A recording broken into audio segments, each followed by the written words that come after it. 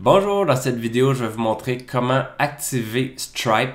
Donc, il a déjà été installé, il était en mode test pour pouvoir travailler sur votre site web.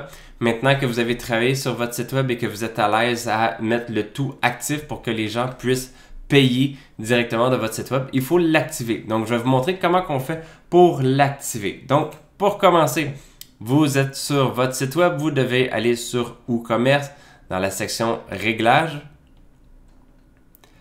Ensuite, vous allez devoir aller dans la section Paiement.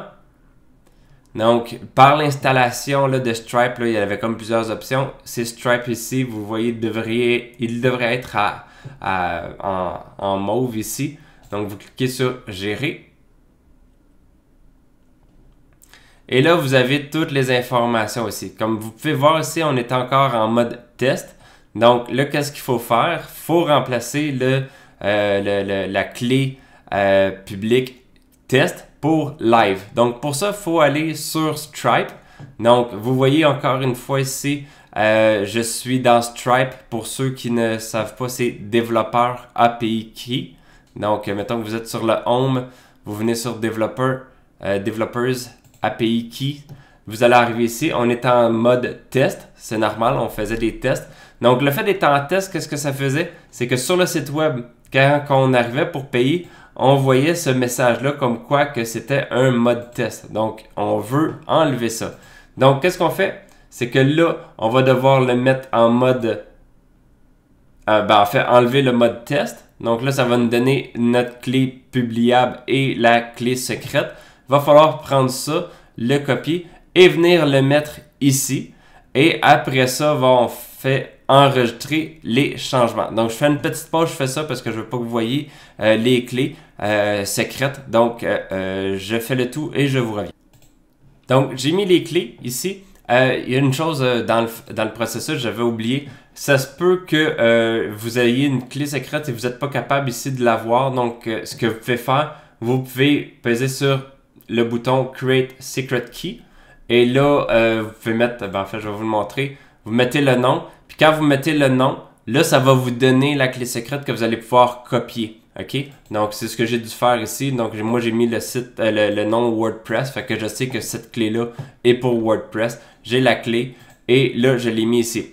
Donc, pour que ça fonctionne, il faut enlever ici, activer le mode. Oups! Bon. Faut enlever le mode Active Test. Ce qui fait en sorte que on se retrouve avec... bon, je viens de faire l'erreur ici. Cela, ça ne dérange pas. Donc, on enlève l'activité mode test. Là, on rajoute les clés publiques et secrètes. Et après ça, on enregistre les changements. Maintenant que ça c'est fait,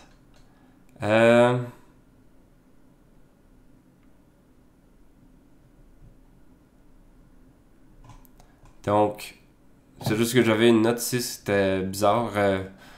Donc là maintenant, on fait la vérification. Je vais juste rafraîchir ici. Vous voyez ici, le mode test a été enlevé. Donc, à ce moment-ci, Pay with your credit card via Stripe. On a ici le numéro de la carte de crédit, le mois, l'année et le CVC. Après ça, il va être possible de faire la commande et là, ça va vraiment fonctionner. Donc là, les paiements fonctionnent réellement officiellement. Alors, voilà. Donc, c'est pas plus compliqué que ça. C'est vraiment simple de faire activer l'aspect Stripe sur votre commerce. Donc, voilà. Je pense qu'on a fait le tour. C'est sûr qu'il y a des possibilités là. Ici, c'est vrai. Si vous voulez changer le paiement, comme ici c'est en anglais, je peux le mettre payer avec votre carte de crédit. Et mettons, on fait carte de crédit ici, mettons. Juste pour vous montrer la petite différence que ça va faire. J'enregistre ça ici. C'est enregistré, j'actualise ça. Donc ça ici, ça devrait changer. Carte de crédit. Puis là, on va voir ici payer avec votre carte de crédit. Donc j'ai changé ça ici. Donc, c'est des petits réglages de plus que vous pouvez avoir.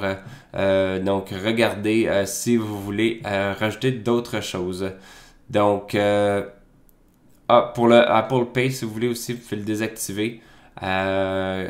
Donc, c'est une fonctionnalité qui peut être intéressante. Moi, je la désactive parce que je veux juste simplement utiliser les cartes de crédit normales. Voilà, pas plus compliqué. Bonne journée.